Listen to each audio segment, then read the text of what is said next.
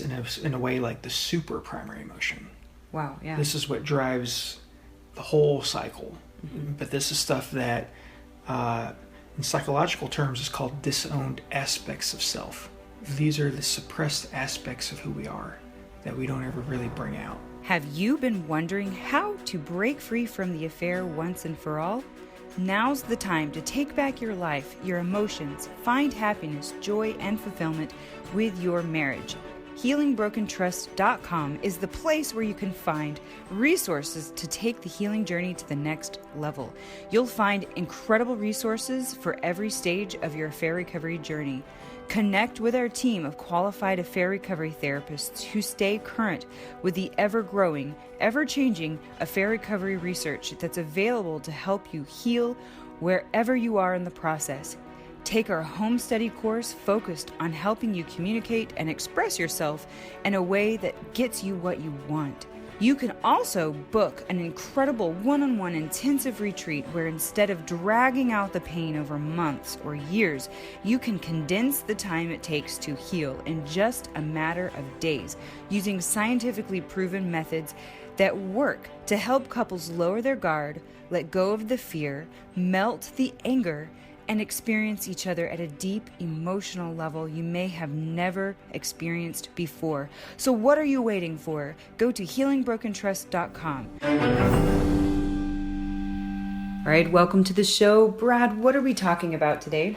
We are talking about what is my favorite subject, which is bonding events. All right, awesome. Yeah, so what is a bonding event? For our listening audience, can you tell them what is that? What does that mean? I'll tell you what that is, but I'll tell you why it's my favorite part of the process. Oh, yeah.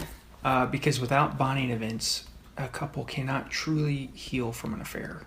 Okay. It's not something that they can, they may talk about the affair, they may do some of these other things that we discuss, but they don't really truly recover from the affair. Okay. And so they have to go through what's called bonding events, because that's where true healing from infidelity takes place. Okay. And that's where they're able to reach what we talked about last time. They're able to reach that place of post-traumatic growth. Okay. And really discover a new marriage. So it's your favorite because you're seeing the most transformation during the bonding event section. It's where, honestly, it's where all the change takes place. Okay. For the couple. Okay. In their relationship. And so what I love about it so much is, and we've all encountered people who've gone through an affair, who did marriage counseling, who didn't do marriage counseling, but the affair still kind of lingered. There was still like jealousy, controlling.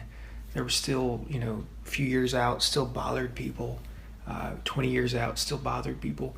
It's because they haven't gone through a bonding event. A bonding event. Or bonding events. It's more events than a one-time thing. Okay, yeah, because I was going to ask, so is it something that happens at the end of counseling? All of a sudden you have a bonding event and then, ta-da, you're, saved? Or is it something that happens throughout the entire process? Well, you work up to it throughout the counseling process. Oh, okay. Because you've got to work with, like we talked about before on our podcast, like Why We Fight. We spend a lot of time talking about the negative cycle. But this is truly how we get out of the negative cycle, and injuries are healed permanently. Okay. So we have to go through these bonding events, and both people have to go through them. Okay. So it's still a little bit cloudy as to what exactly a bonding event is. A bonding event is going to the deepest and scariest place a person can go. Okay. And what you're saying is here I am with all my blemishes. Here I am in all my emotional nakedness. And if I can sense that you love me and accept me in my deep vulnerability, then I can have a true corrective emotional experience, because it's my spouse validating me and not some stranger or some therapist or some good friend. It's the person who betrayed me, or it's the person I betrayed that I love the most.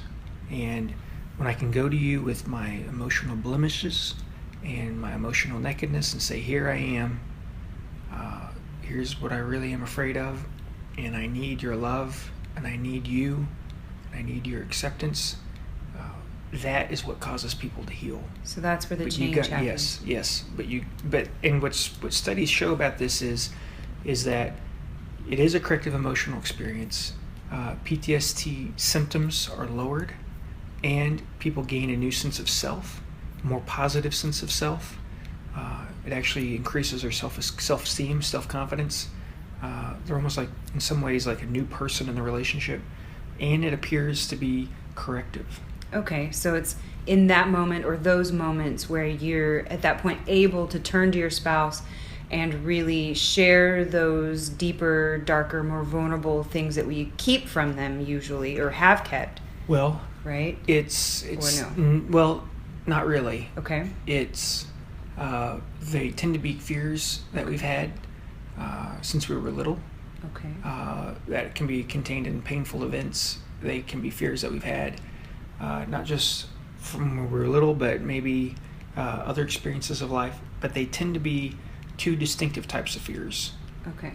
And they are fears of fully trusting and fears of being seen as deficient and lacking. Okay. And the reason that they're scary is, if these fears become true, you'll leave me. Mm-hmm. I won't have you anymore. I'll be rejected. I'll be rejected. I won't be good enough. Yeah. I'll be by myself because I need you, because I care about you. And it's hard to need the person who's hurt you or the person sure. Yeah. who you Yeah, maybe... you need them, but you don't trust them. Yeah. But people who've been betrayed have, they've got this injury there too that they've got to work through. And this, like we talked about a few podcast episodes ago in forgiveness, this is really where that true forgiveness can take place, where you let that person in. Mm. And so you've got to go through these bonding events to attain that forgiveness. There's a spiritual aspect to forgiveness. You heard Jesus talk about forgiving. That's a spiritual aspect to forgiveness. When Jesus talked about forgiving, he wasn't talking about letting somebody back in.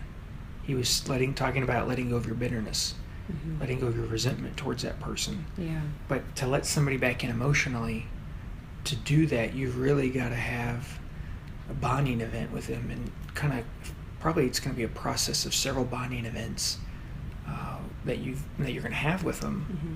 and that's when you can really know that they hurt for you. That's where you see they hurt for you. Right. But to have a bonding event around an injury, you first have to explain why you're hurting. Mm-hmm. What hurt? Not even why you're hurting. That's obvious. You cheated on me. But the aspect of it that hurts the most. Right. It could be that you lied to me straight-faced, and I never would have caught you until somebody came forward with information. It could be that, it happened multiple times. It could be, usually it's something within the affair. It's not the actual affair. It's something within the affair that hurts the most. So you got to talk about that hurt, and you got to go to, to a point where you're expressing it completely and fully expressing it to your partner or your spouse. And then you've got to switch to talking about the fear. Mm-hmm. What are you really afraid of along with that hurt? And then you've got to build on that, and you've got to look inward, and you got to go deeper to it. And I'm talking about when you go deep, you got to go to a very deep, scary place. Mm-hmm. So I would say probably almost nobody can do this on their own, because nobody can just sit and listen to you elaborate on this. They want to talk, and they want to ask questions that distract. Right. And so when this takes place, I've never had a couple do this on their own. This takes place in the therapy office. This is not something that takes place, on your own. This takes place with us at Marriage Solutions, where we're trained in how to do this, and we are, consistently helping couples work through this. And so... Right. So you can book a retreat, you can book a one-on-one coaching call, and you can find the information for that at healingbrokentrust.com. But I kind of want to ask you, so really we're talking about these fears, mm-hmm. These fears that are really what I you can want give more examples of what they might sound like. Sure, yeah, that sounds good. Well, the first is, I'm afraid of trusting you. Yeah. That's, everybody has these fears. I'm afraid of fully trusting, and I'm afraid you're going to see me as lacking and deficient. And not everybody's always fully aware of these fears. Mm-hmm. Like we've talked about before, there's a pursuer. They're more aware of these fears typically. And then you have an avoider. An avoider, and both couples at times can be an avoider, where they just stuff emotions and feelings. And an avoider, a classic avoider, a true avoider, is going to have very limited self-knowledge, self-awareness. And a true avoider is going to be somebody who probably cheats several times.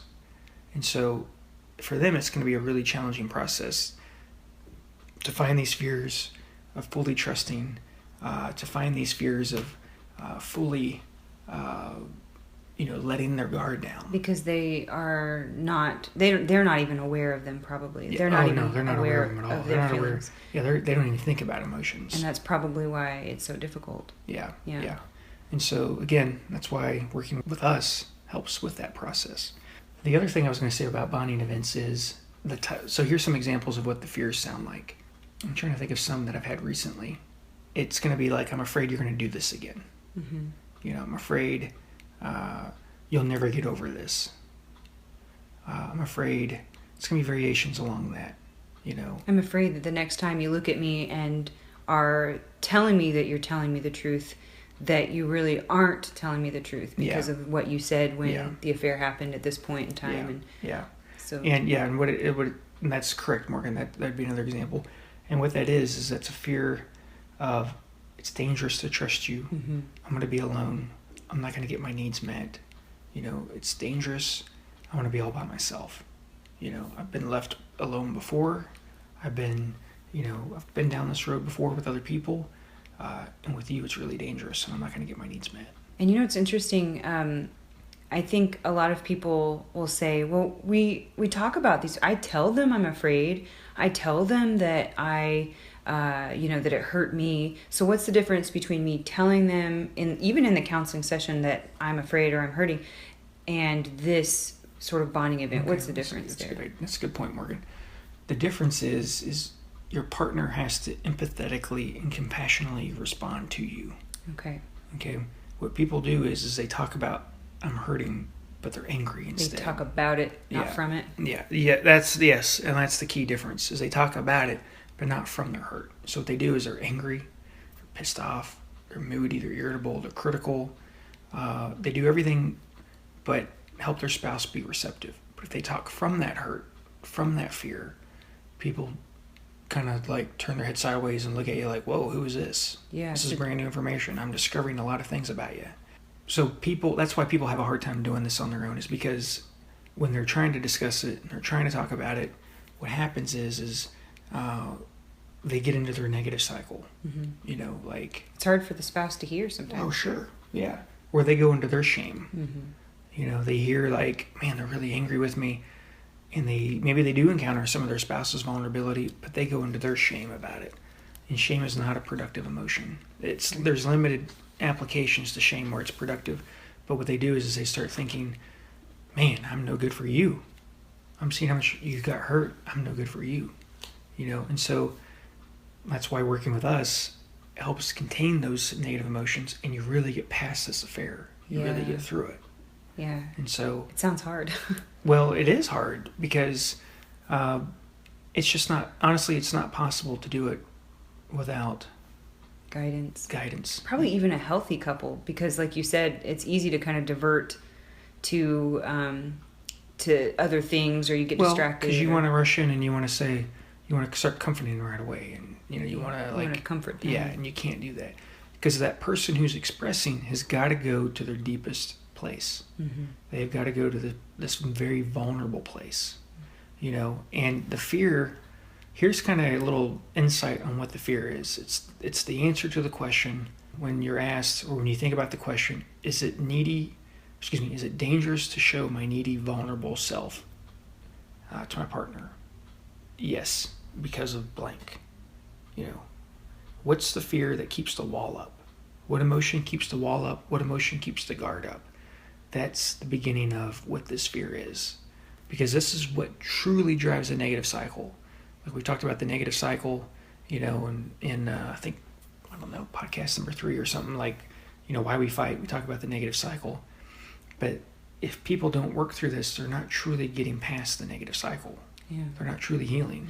Yeah, so like in the beginning, we're talking about identifying what drives those secondary emotions, right? What primary emotions are driving the secondary responses. But it's this fear right. that truly drives the emotion, the cycle. So you can think of it this way. Yeah. On the surface, you have secondary emotion. You have the anger, the frustration, the annoyance. That's what people see. under that is the primary emotion. Right. And that's what we've already talked about. That's right. But this is, in a way, like the super primary emotion. Wow, yeah. This is what drives the whole cycle. Mm-hmm. But this is stuff that, in psychological terms, is called disowned aspects of self. These are the suppressed aspects of who we are that we don't ever really bring out.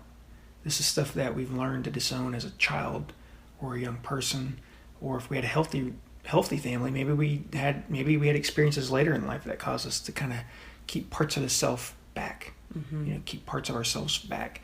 And so the way you get in touch with that is you work through the negative cycle. You get to a place where things are healthy, relatively stable, but then you got to go a level deeper. You're working through that cycle, and honestly, you can never truly get out of the negative cycle until you deal with this. And so you kind of bring the negative cycle with you into this. You just can't be hanging off chandeliers and War of the Roses and Fatal Attraction type fighting. You got to really be what's called de-escalated to have these kinds of, you've got to reach this place where you're out of the negative cycle for the most part. And that's kind of what we were talking about in episode 3, I think, like you said. Yeah. So it's just, we were just hitting the iceberg tip of the negative cycle, and now we're talking about that deeper, more... It's the super primary emotion that's underneath the primary emotion that you see in the negative cycle. Yes. This is really what drives everything in the relationship. And until you have a corrective emotional experience bringing this disowned aspect of yourself to your spouse, this is what causes you're not going to truly heal, because this is where all the healing takes place. And so every therapy session that we do with a couple is just to get to this point, maybe 10 therapy sessions or whatever, before we get to this point. For the weekly guys. Yeah, for our weekly clients. This may be, maybe 4. Depends on the situation and depends on the couple. But everything up until this point is to get them to a place where we're just talking about this, and we can do it in a healthy, constructive way. Because oftentimes when one person starts talking about this, and typically you start with the person who had the affair, and what they'll start saying in the beginning is how sad they are about the affair, and they'll talk about how important their spouse is to them. They'll talk about the significance of their spouse, and what that does is that triggers the one who got betrayed. Well, if I'm so important, why did you cheat on me? Yeah, why did you cheat on me? Right. And then you have to kind of heal that attachment injury. So you go into the hurt, you go into the fear, you go into what the fear needs. You've got to work through that, and you express that, and then you kind of resume. Typically, it depends. Every situation is different, but then you typically resume with the withdrawer again, and you kind of work through their process. And withdrawers, because a true avoider, it's kind of on a continuum, but people who are way over here on the avoidant scale are going to have a very hard time kind of identifying their emotions. So this is a process. It takes them a while to figure it out and understand it. And you're talking really the person who had the affair in that scenario. Yeah. They're usually the ones who have the affair. Now, a pursuer can have an affair, but they do it after they get burned out. When they realize, maybe when they start to grieve and think they're not going to get their needs met, that's when they do it. But, so the avoider, so that's kind of the process that you go through. Like, you start, with those things. Yeah. It kind of threw me off asking me that. Oh, sorry. So I forgot where I was going to go. So you were talking about how we're in the super primary emotion, and the super primary emotion is what drives the real healing process. But we had to get to a place where we could even de-escalate from that negative cycle by understanding the secondary emotion and action tendencies that cover up the primary. That's the first part. And then the primary, you're able to recognize the primary, bring that primary out, and sort of de-escalate that negative cycle. So you're kind of in this better. A lot of people kind of talk about it as almost like a honeymoon period, where they're like, wow, I feel so much better. We're able to, we're not fighting as much, but then we still, fall into the negative cycle sometimes. Well, there's like several markers of de-escalation. Yes. One of them is you see the cycle as the enemy. Okay. We want to be together. The spouse is not the enemy. The spouse is not the enemy. The cycle, and I have ownership in it. My avoidance triggers their pursuing, triggers them. And they know that their pursuing triggers me. But to really truly heal and get out of that negative cycle and have that post-traumatic growth, and have that kind of healing, you've got to go through these bonding events. And you can't shortchange the bonding event. You can have, because each person has a fear of fully trusting and a fear of being seen as lacking. Everybody has that. Each person has to be able to talk about that.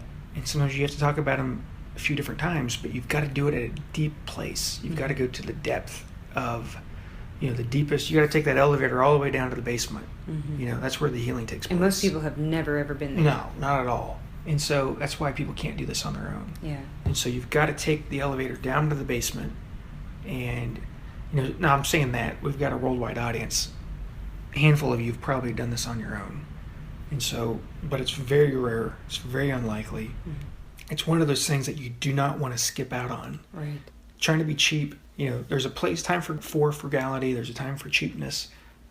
When your marriage is on the line, getting healing is on the line. This is not the time to do it. Right. Like this you is don't not, go discount no, shopping. No, not at all. I mean, obviously, everybody. This is a time where you got to really go get the help.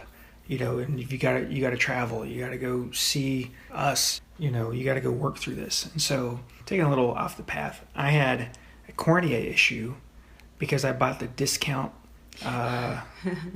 solution, like contact solution. Contact solution. Yeah. So I had like a cornea issue, and I'm like, I can't stand like sunlight. It's terrible. And I can't. And I'm like, my eyes watering. He looked like he was smoking pot or something for a while, just out of one eye. Well, and I actually had it in the other eye, not as bad, but I had cornea problems because I bought like the discount contact solution. Right. And you could have really hurt yourself. Yeah. You had to get glasses again and wear those at night just so I'm not wearing my contacts all day. But that's me trying to go cheap, and here I am like could lose like vision out of my right eye, like just trying to save a couple dollars. Yeah. And so, right. But I guess I'm just saying I don't want people to do that with their marriage with after an affair, because you've got to be able to complete this. Yeah, and I feel like. And let me say that. Can I say this, Morgan? Sure. People cannot do this, have bonding events, until the affair is over. People can't have bonding events until both people want to be married. Because you can only have a true bonding event when people both want to stay married, and they want to stay married for, the same reasons, like closeness. You can't do this and expect to, achieve post-traumatic growth when you're only staying together for the kids or for financial reasons. This is where, to have, because you're really expressing, you're expressing your need for your spouse. Yeah. And you're discovering it at a depth and level you never knew you had. Yeah. And so what's really ironic about this is betrayers who thought they didn't need their spouse, they thought that they had given up on their marriage, or they thought that, they were done. Yeah. Or they didn't need anybody. They didn't love them anymore. Things like that. And they might say other stuff, but they will realize themselves just how much they need their spouse. I had a gentleman once who, it was an epiphany for him. Yeah. He was like, holy crap, I need you. Yeah. And it was only after that he kind of revealed some more details about the affair. So, because he couldn't lie anymore. Yeah, and this is really interesting that you're saying that. So they can have bonding events even if they're not fully over the affair? Yes, that's because this is how you get past the affair. Okay. You don't get past the affair just by talking about it. You're right. Like, you may get past significant portions of it. Yeah. But you don't truly get past the affair. This is, Morgan, on one of our earliest podcasts, because we recorded this stuff years ago as a radio show, I would put, we talked about the 7 stages of affair recovery. Mm-hmm. I would put bonding events. You've got, discovery. You've got trauma. Ambiguity. You've got meaning, forgiveness, post-traumatic growth, and then you've got negative cycles. I would put this. This is what helps you get past the trauma. This is what helps you get past the trauma. This is where you discover the meaning. Mm-hmm. When people go into their deepest and scariest place to go, this is where you get the why they had the affair. Oh, okay. Greater understanding. Yeah. Now, and this is also really important, because this happens a lot. When people start asking a lot, like, why did you do this? They get stuck on these questions. It's best to go to this fear. Why Now you got to have general questions answered. You know, you got to have some of those. You got to have some of those You're answered. not still doing it. You're not doing it. cut But it when you off. get obsessed and you're getting stuck on like the same questions, and you find yourself stuck, and you're only focused on the questions. Of why? Now, yeah, and you're gonna get stuck there in the very beginning. You know, but you're still stuck there, and you're gonna get there. You know, if after like 30 days, 60 days, 90 days, you're still like obsessed in the questions phase, it's because you got to go to these fears. These fears are why you're asking these questions. And you're never going to really truly get your answers until you go to this point. This is where all this stuff gets resolved. Yeah. And so... You know what's really interesting about this too, dear?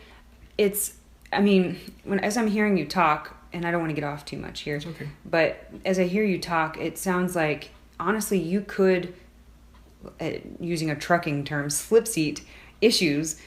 You could say, okay, affair recovery. So maybe that's the actual relationship injury, right? But you could really just replace affair with another injury to the relationship. Oh, yeah. And all of these things would apply. Oh, yeah. You know? Absolutely. Yeah, that's very true. Yeah, because affairs are relationship injuries on steroids. So all of these things would apply to that. Yeah. They're just a relationship injury on steroids. But any relationship injury, you know, is going to need this bonding event. Absolutely. So, because a relationship injury is a feeling of abandonment when you're expecting your spouse to be there for you, but instead you get abandonment. Yeah, and they let you down. It's a feeling of betrayal. Yeah, and you didn't know how to tell them that it hurt you. You know, you didn't know how to share that. Or you didn't know how to tell them in a constructive way. That's right. Yeah, in a way that they could hear and respond. respond. Injuries like this keep people stuck in a negative cycle. That's right. And because there's a negative cycle, they can't heal from it. Right, and That's they the hurt irony. each other some more. So it's like this terrible giant cycle. Yep. Okay, well, it's very interesting. Yeah. So how can they work through this? I mean, what the first step I would say is go to counseling, come to us, book a retreat, right? Yes, you can learn more about it at healingbrokentrust.com. Well, that's how you heal. You've got to work with affair recovery experts. We are professionals at this. This is all I do. I work with couples like this. I work with other couples, but this is a huge part of my practice. And so you can work through this. But if you're finding yourself getting stuck, now you know why. This is where you got to go to get through this. And so you can do it. It's the funnest part of my job, and because I know people aren't going to stay there. If people both want to make it work and they're willing to try, we'll get there. You just got to work through these bonding events. When there's been more betrayal and more like repetitive betrayal, like going back to the affair partner, and more injuries created, you're going to repeat this bonding event process more and more. You have to talk about it more because you've got to keep going to that deep place. Let me give you, I guess, in closing, unless you have other questions. Well, I do want to say one thing. If they have worked through the negative cycle to some degree, I think it's easy for them to say, great, we feel wonderful, we feel great, and this is great. I think we've really solved our problems. They don't know what's possible. But they don't really know what's possible. And what you're saying is this is what's possible, but you may have never experienced it for whatever reason, and so don't quit. Yeah, Finish. absolutely. But here's also why affairs happen again. This is why not completing this process of bonding events is why somebody who has an affair can be extremely remorseful, extremely sorry. Say they'll never do it again. And never do it again. Won't. And they mean it. Yes. And they mean it. But then it happens again a year later, 3 years later, something like that. 10 years later, it's because they didn't really go through the bonding event process. They didn't go through that because this is just as much for the betrayer as it is for the one who's betrayed. And so it's a healing, it's the antidote, it's the thing that creates a corrective emotional experience for the couple. This is where all the healing takes place. Everything else is just prologue until this point. It's all, you're reading a book and it's a 300-page book, and 290 pages of it are the introduction, and it's a 10-page chapter. Everything is about this. This is it. Yeah. And speaking of book, you can pick up a book, you can read the book, but then can you apply the book? This is the application process. Yeah. That's what it sounds like. Yeah. This is where all the change takes place. Where the rubber meets the road. Yeah. This is where healing takes place. I had a couple in my office recently.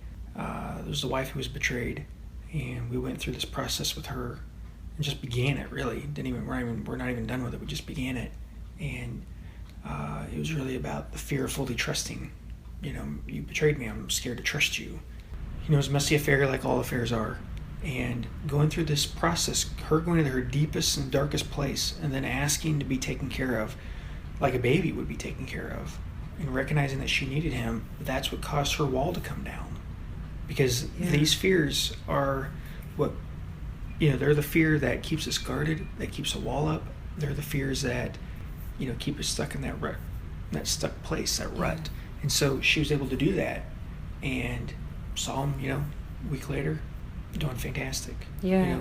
Felt such a huge relief. That she can rely on him, and that he'll actually be there for her when she needs him. Yeah. In those moments that are the scariest. Yeah. Yeah, that's really great. It's, there's other examples like that. It's just kind of the most recent one. But this is how you do it. This is where you go. Mm-hmm. And, she was saying, yes, there's still a little bit of fear, but nowhere near where it was at. Yeah. And it's more of a logical fear, like, I just don't want to go through it again. Yeah. But I'm not terrified of trusting you or giving myself to you at all.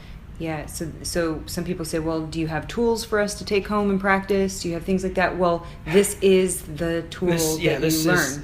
This is it. Yeah. And unfortunately, this is nothing that, honestly, Morgan, I think you said this, but this is honestly nothing a book can give somebody. Mm-hmm. Like, this is not something you can get in a book. This is not something that you can get through, honestly, even our podcast. Like, you've got to go experience this. Mm-hmm. This is one of those things that you have to experience. Absolutely. And, shameless plug, we're here so you can experience with us. Absolutely. I'd like to meet you. I'd like to help you walk through this. We've got me, other therapists. We've got more than just one location. We've got 3 therapists, including Brad. Yeah. You're welcome to check us out at healingbrokentrust.com. And thank you for joining us. We're very thankful that you are listening, and keep listening because we've got a lot more to say. Thank you guys for listening today. I'm really honored that you guys take the time out of your week to listen to Morgan and I. This is something that we're very passionate about. And if you guys want to have an opportunity to work with us, please contact us. You can go to healingbrokentrust.com and read about us, read how we work. And I'm here for you guys.